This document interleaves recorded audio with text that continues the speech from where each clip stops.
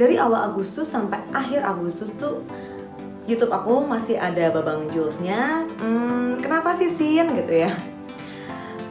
Kalian emang bucin tingkat tinggi atau kalian pengen ngubah hubungan kalian? Eits, teman-teman, jangan negative thinking dulu. Sebenarnya ya, kali ini aku masih akan tetap bahas tentang kebucinan. Jadi, langsung aja kali ya.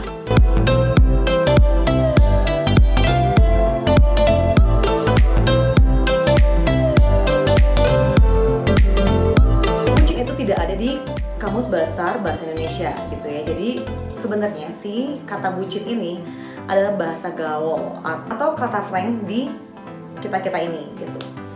Terus kenapa ya kira-kira orang itu bisa jadi bucin? Kedua, dari faktor biologis sama psikologisnya. Nah, kalau misalkan dari faktor biologisnya itu, semua manusia itu ada fase untuk penjajakan dengan lawan jenis. Nah, dari sinilah orang-orang yang merasa jatuh cinta sama orang lain itu memproduksi hormon dopamin. Hormon dopamin ini tuh yang membuat orang jatuh cinta itu terasa candu seperti kokain gitu ya. Makanya kenapa orang-orang yang baru jadian atau yang menggebu-gebu untuk dapetin si gebetan ini menjadi bucin. Karena semua hal yang dilakukannya itu tuh terasa menyenangkan dan menjadi kayak kepuasan tersendiri gitu. Tingkat kebucinan ini bisa berlebihan atau enggak itu tergantung dari faktor psikologis kita masing-masing gitu. Misalnya seseorang itu rendah diri. Nah, tingkat kebucinan si orang ini tuh akan lebih tinggi gitu kemungkinannya. Terus faktor-faktor psikologisnya tuh apa aja sih? Yang pertama itu bila seseorang itu merasa kesepian. Jadi mereka saat ada teman atau orang lain gitu lawan jenis yang kayaknya sering menemani dia, apa-apa tuh kayaknya nempel terus gitu. Nah, si orangnya merasa kayak, oh, aku ditemenin tuh lebih nyaman ya. Jadi ada rasa kebutuhan pada orang ini gitu. Jadi ya tingkat bucinnya udah tinggi. Terus yang kedua, kalau misalkan si orang ini tuh kurang perhatian sama kurang kasih sayang, lebih banyak terjadi pada orang-orang di anggota keluarganya yang kurang mengeluarkan gitu sisi perhatian pada anggota keluarganya atau sisi kasih sayangnya gitu. Jadi mereka membutuhkan perhatian sama kasih sayang dari orang lain. Kalau orang lain ada yang memberikan care lebih banyak dan juga dia merasakan kayak, wow, dengan si orang itu tuh kayaknya aku disayangin. Nah, itu tuh dia akan memiliki tingkat kebucinan itu sama orang ini lebih tinggi gitu ya. Yang ketiga itu adalah orang yang kurang percaya diri. Dimana si orang ini kurang bisa menghargai dirinya sendiri atau menyayangi diri sendiri. Jadi kalau misalkan orang lain atau si doi ini punya pasangan atau gebetan dan dia minta sesuatu, itu tuh dia kayak ngerasa, oke, gue tuh harus memenuhi keinginan ini, kalau enggak gue takut ditinggalin gitu, karena rasa percaya diri gitu. Jadi mereka banyak cemasnya, banyak insecure-nya gitu ya kalau misalkan tidak memenuhi keinginan dari si pasangannya. Jadi teman-teman tuh harus peka dan juga cross check sama orang lain dan juga diri sendiri. Apakah kita ini termasuk lagi jadi bucin, dibucinin orang lain, menuju bucin, atau sorry to say, belum pernah jadi bucin gitu. Nah, jadi teman-teman itu harus mengenali tanda-tanda. Apakah tanda-tandanya oke ya? Jadi teman-teman harus mengenali tanda-tanda dari kebucinan. Yang pertama itu semua tentang dia gitu ya. Hampir seluruh kehidupan teman-teman dipenuhi oleh si dia. Kepoin dia, mikirin dia, mentingin dia, menuhin keinginan si dia, pokoknya dia gitu ya. Teman-teman juga harus ingat gitu, kalian juga punya kehidupan lain dibandingkan dengan kepoin dia, mentingin dia gitu ya. Seperti apa kehidupan kalian itu? Ada keluarga, ada teman-teman, ada kegiatan lain seperti hobi kalian, atau kalian juga punya studi, punya kerjaan, punya organisasi lain yang kalian juga harus ikutin. Nah, jadi teman-teman semua itu harus pintar-pintar membagi waktu. Jangan semua tentang dia. Nah, itu jangan gitu ya. Harus pintar-pintar berbagi waktu. Ingat, kalian cuma punya 24 jam sehari. Belum sama kerjaan, belum sama kuliah, belum sama studi kalian, belum sama organisasi kalian, belum sama keluarga, belum sama teman-teman. Semuanya itu banyak. Jadi harus pintar-pintar memanage waktu. Oke, lanjut langsung yang kedua. Kadang-kadang perilaku yang kita lakukan itu dianggap sama orang lain gak masuk akal, atau kayaknya luar nalar, atau kayaknya aduh gila gue sampai geleng-geleng kepala. Nah gitu ya. Jadi seorang itu tunduk dan tidak ada kuasa untuk menolak keinginan dari pasangannya atau gebetannya.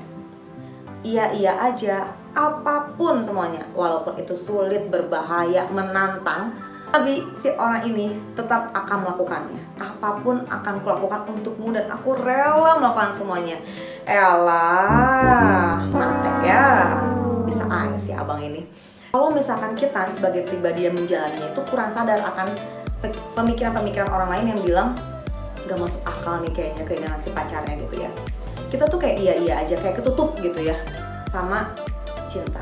Oke, makanya tadi kenapa aku bilang kita tuh harus peka atau introspeksi diri, apakah ini benar atau enggak, apakah ini baik atau enggak, apakah ini tepat atau enggak. Nah itu tuh harus ada teman ya untuk kita berbagi cerita, terbuka sama lingkungan, diskusi apakah yang tadi kita ceritain itu benar atau enggak, yang kita lakuin itu seperti apa gitu, apakah hubungan ini sebenarnya masih bisa dijalani atau enggak. Nah itu kayaknya harus bertukar pikiran.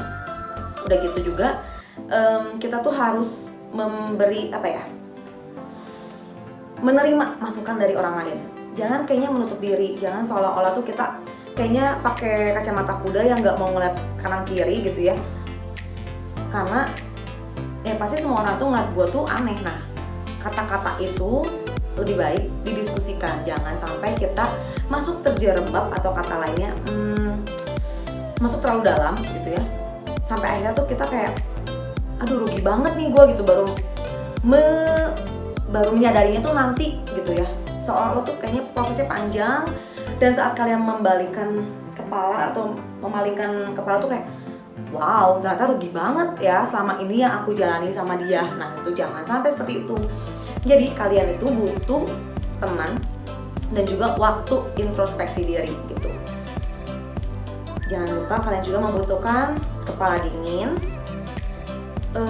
keterbukaan hati kalian, rela gitu ya, keinginan kayak bukan rela, keinginan mau dikritik gitu, keinginan untuk menerima masukan-masukan dari orang lain. Nah itu yang harus kalian miliki dan butuhkan. Terus yang ketiga itu adalah menjauh dari teman-teman atau lingkungan yang biasanya kalian terlibat di dalamnya.